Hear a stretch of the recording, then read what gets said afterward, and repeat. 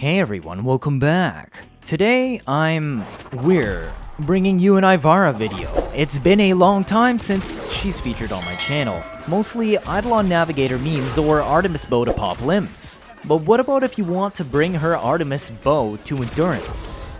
Level cap? What if I told you it could easily one-shot Demolysts? That's what we're doing today, courtesy of Gift for the original idea when he brought Ivara on my Inaros level cap run. We tweaked a few things based on some discussion and arrived at this final setup. Granted, it does take some getting used to and a tiny bit of extra effort, but by the end of the run, I was consistently taking out Demolysts myself in just a few seconds from start to finish. Thanks again Dystopia for some extra tips. You'd be surprised that we aren't taking any fancy Roar or Eclipse to snapshot the light buffs today with Prowl.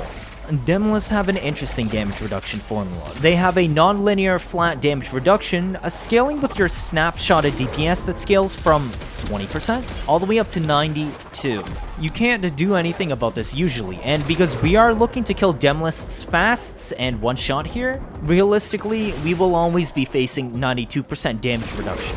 That's on top of armor scaling, so removing armor is essential for allowing her bow to consistently one-shot. Additionally, you'll notice that this bow is doing viral damage. That's because viral damage itself, not the status mind you, has bonus damage multipliers against flesh. And then it also naturally primes for itself too. So this makes her bow a bit more self-sustaining, which is perfect for maintaining consistency, even if you miss using a primer. Once upon a time, Galvanized Aptitude actually worked on Artemis Bow and was a huge boon to amplify its DPS. But the recent big Guncio update about a month ago completely borked it, and now it has absolutely zero effect on the base damage scaling. DE, please fix?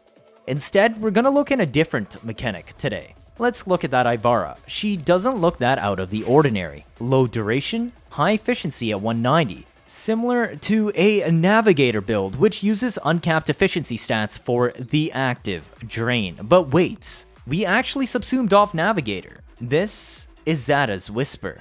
We'll elaborate on it more later. Range is irrelevant on this build, so I left it neutral. Being an Artemis Bow build, we need some strength since this determines the baseline damage of the bow and is multiplicative to base damage mods, hence Umbral Intensify, Transient Fortitude, and Growing Power. I didn't want to gut my efficiency, so we left out Blind Rage, but as you probably saw, it wouldn't be needed anyways. We actually don't want too much duration on this build since the main application of Xata's Whisper is for Demolysts specifically, and most of the time you don't want it for trash mobbing, therefore we kept duration low. The breakpoint for 190 efficiency on active drains for Prowl is 40 duration. Instead of using continuity, I just chose Augur Message for the Augur set bonus, since the drain of 36 duration versus 40 on a 190 efficiency build is very small. Prowl drains 0.27 energy instead of 0.25. Vigorous swap is going to be there for the weapon swap setups between priming, armor stripping, and DPSing the Demolyst to speed up your rotation and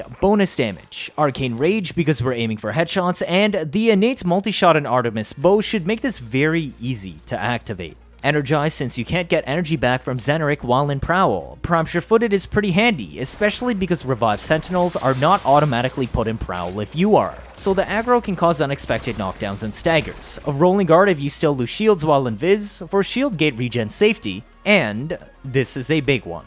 Empowered Quiver.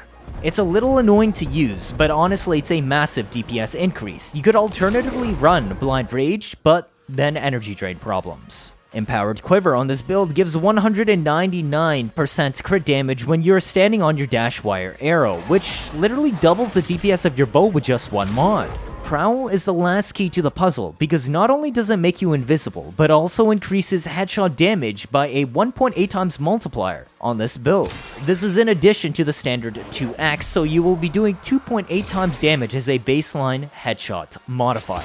Your primary is irrelevant and only being used as a vigilante stat stick if your sentinel isn't bringing a primary weapon, since Artemis Bow cannot naturally reach 100 crits. This is because you can't use this weapon if Artemis Bow is active. Make sure you got all 4 vigilante mods on, but the rest is just fluff. The pistol is important. It does not need to be a Spectra, but it does need to be a beam, because we will both be using the pistol to prime Demolysts with viral and other statuses, but also proccing Xata's Whisper. Specifically, we want to tag the head to guarantee all Artemis Bow shots will be headshots. Xata's Whisper pulls bullets to whatever part of the body you triggered it on, which is why a single target, accurate, high status archetype like beams are the best for this. The build isn't that important besides actually having viral modded on, since Artemis Bow cannot use gun CO properly. This is a heat inherent specific primer build, but the only mods that matter here are Frostbite, Pistol Pestilence, Barrel Diffusion, and Anemic Agility. And Lethal Torrent too if you can fit it on. I would also recommend Suppress to keep yourself hidden while in Prowl. Otherwise, the sound made by the beam will pull you out in the open and draw aggro. Dexterity is useful here for the holster speed. Vastilok is just a generic armor strip build with Shattering Impact and as much attack speed as you can fit on. And viral. And lasting sting, so that you can both armor strip off and refresh viral stacks at the same time. To strip as fast as possible, use High Noon and alternate the neutral melee and forward melee combo first attacks. This will cause the stance combos to constantly reset and only use the gunshots while barely moving you around. This takes a little bit of practice, but you'll get used to it. Focus School is mostly relevant, like I said. And now the Artemis build itself. This is a pure viral Artemis Bow.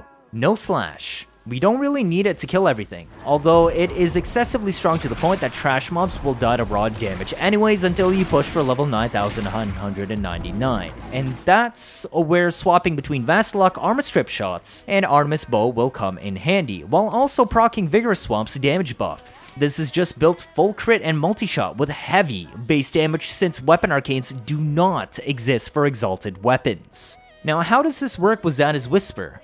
Xata, unlike other bullet attractor effects, creates a second damage instance as well, similar to Toxin Lash from Saren. Now, what the game doesn't tell you though is that Xata's Whisper dips all conditional multipliers again. This means it will redip Banes, including stuff like Roar, but more importantly, it will also redip headshot multipliers. Remember what I said about using a beam to proc Void on the head of the Demolyst? This is why. Not only will our Xata hit literally do an extra 51% damage since we are full stripping Demolysts, but it will also double dip our primed Bane and the headshot multipliers. So while we only do half the raw damage at base, we get an extra 1.55 times 2.8 equals 4.34 times multiplier, resulting in the Xata hits, since it's only 51%, actually doing 2.21 times more damage in total than our original bow shots. You can clearly see it happening here. And Ivara's bow shoots 7 arrows at base, and max galvanized multi-shot stacks it shoots 23.1.